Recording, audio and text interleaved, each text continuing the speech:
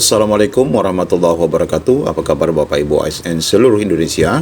Di video kali ini kita akan menyampaikan edaran resmi dari PAN-RB yang diterbitkan per 13 April 2024 dan ini berlaku untuk rekan-rekan semua di pasca lebaran ini.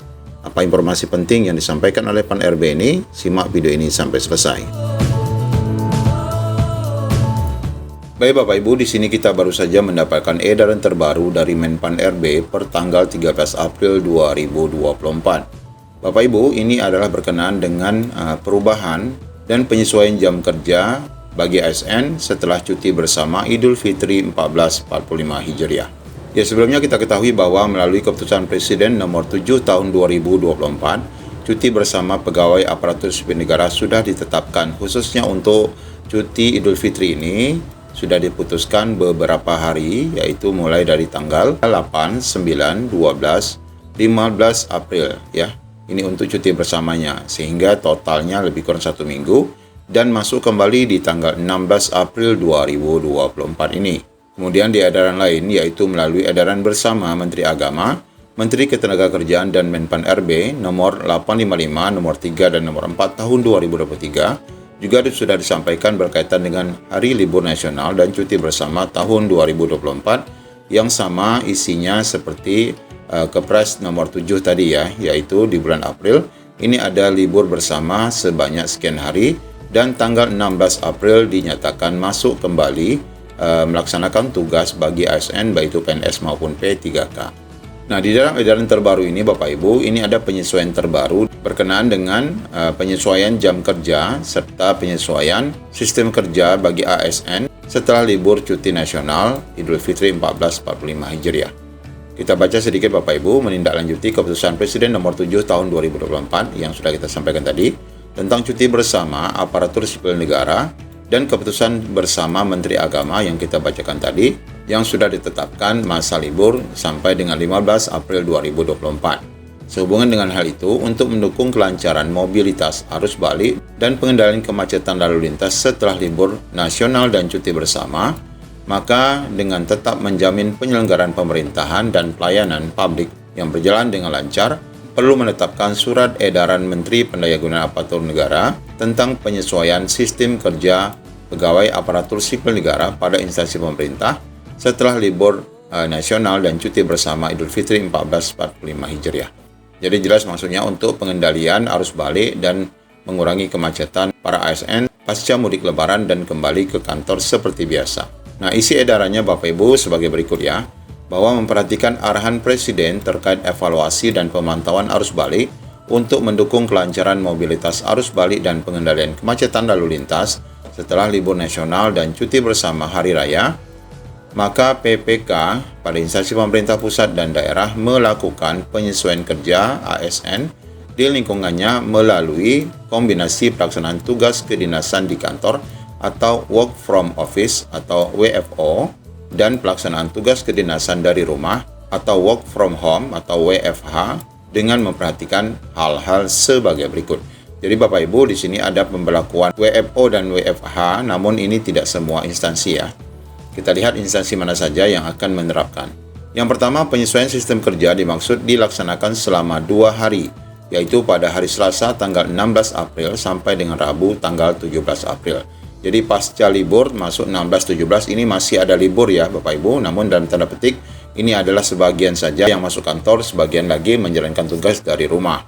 Yang kedua, seluruh PPK pada instansi pemerintah membagi jumlah pegawai yang melaksanakan tugas kedinasan kantor dan pegawai yang melaksanakan tugas kedinasan dari rumah dengan memperhatikan ketentuan persentase jumlah pegawai dan karakteristik layanan pemerintahan. Nah, ini untuk yang pelayanan publik ini kayaknya tetap 100% ya harus masuk. Kita lihat Bapak Ibu, layanan pemerintahan yang bersifat administrasi pemerintahan, contohnya perumusan kebijakan, penelitian, perencanaan, analisis, monitoring dan evaluasi, dan layanan dukungan pimpinan, contohnya kesekretariatan, protokol atau kehumasan, maka di sini diberlakukan untuk paling banyak 50% WFH ya, work from home. Jadi mereka yang bekerja di instansi ini saja yang diberikan tambahan cuti lah istilahnya ya untuk dapat bekerja dari rumah 16 dan 17. Artinya mereka kembali ke kantor lebih lambat dibandingkan yang lain. Sedangkan separuhnya tetap WFO, yaitu kerja dari kantor, menyesuaikan jumlah persentase WFH-nya berapa persen. Kemudian di sini Bapak Ibu, bagi layanan kesehatan, keamanan, dan ketertiban, kemudian penanganan bencana, energi, logistik, transportasi, dan distribusi objek vital nasional, proyek strategis nasional, konstruksi, dan utilitas dasar, maka tetap berlaku 100% work from office. Artinya mereka tetap harus kembali pada tanggal 16 dan masuk kantor seperti biasa. Ya, kita ulang kembali, ini untuk layanan administrasi pemerintahan seperti perumusan kebijakan, penelitian, perencanaan, analisis, monitoring, dan evaluasi, kemudian sekretariat, kemudian protokol, serta humas yang dapat masuk 50% saja ke kantor, sisanya masih dari rumah. Kemudian yang layanan masyarakat atau pelayanan dasar ini tetap 100% masuk ke kantor, yaitu kesehatan, keamanan, dan ketertiban, penanganan bencana, energi logistik, pos, transportasi, dan distribusi objek vital nasional, proyek strategis nasional, konstruksi, dan utilitas dasar. Ini sekali lagi dikatakan tetap masuk 100%. Kemudian yang ketiga, pelaksanaan penyesuaian sistem kerja sebagaimana dimaksud pada huruf A agar dipastikan tidak mengganggu kelancaran penyelenggaraan pemerintahan dan pelaksanaan kepada masyarakat. Maka untuk itu seluruh instansi pemerintah perlu melakukan pemantauan dan pengawasan menggunakan media informasi untuk penyampaian standar pelayanan melalui media publikasi, tetap membuka media komunikasi online sebagai wadah konsultasi, dan memastikan bahwa output dari pelayanan yang dilakukan secara daring atau online tadi tetap sesuai dengan standar. Nah, ini Bapak Ibu ya, lembaga-lembaga ataupun instansi yang dapat bekerja dari rumah dan bekerja dari kantor yang memang sudah diterbitkan. Ada penambahan waktu bagi rekan-rekan semua untuk tidak kembali ke kantor dulu karena memang mengingat padatnya arus balik pasca Lebaran Idul Fitri. Bapak Ibu, informasi ini sudah pun resmi disampaikan oleh Bapak Pan RB.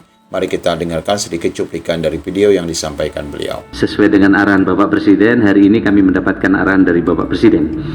Pertama, pemerintah memutuskan untuk menerapkan pengombinasian tugas kedinasan dari kantor atau work from office atau dikenal dengan WFO dan tugas kedinasan dari rumah atau work from home yang dikenal dengan WFH bagi aparatur sipil negara ASN pada Selasa dan Rabu tanggal 16 dan 17 April 2024. Hari ini kami terbitkan SE Kemenpan RB nomor 1 2024 tentang penyesuaian sistem kerja pegawai ASN dan instansi pemerintah setelah libur nasional dan cuti bersama Hari Raya Idul Fitri 1445 Hijriah setelah hari ini mendapatkan arahan dari Bapak Presiden.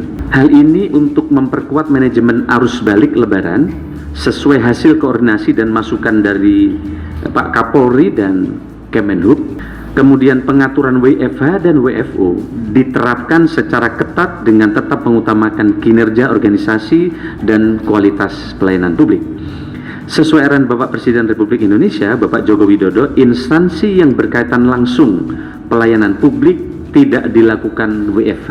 Adapun instansi pemerintah yang berkaitan dengan administrasi pemerintahan dan layanan dukungan pimpinan, WFH bisa dijalankan maksimal 50% dari jumlah pegawai yang teknisnya diatur instansi pemerintah masing-masing. Jadi bisa 30%, bisa 40%, maksimum 50%. Nah, instansi yang langsung berkaitan dengan masyarakat tetap WFO 100% seperti bagian kesehatan, rumah sakit, penjaga mercusuar, keamanan ketertiban, pemadam kebakaran, tidak boleh WFH.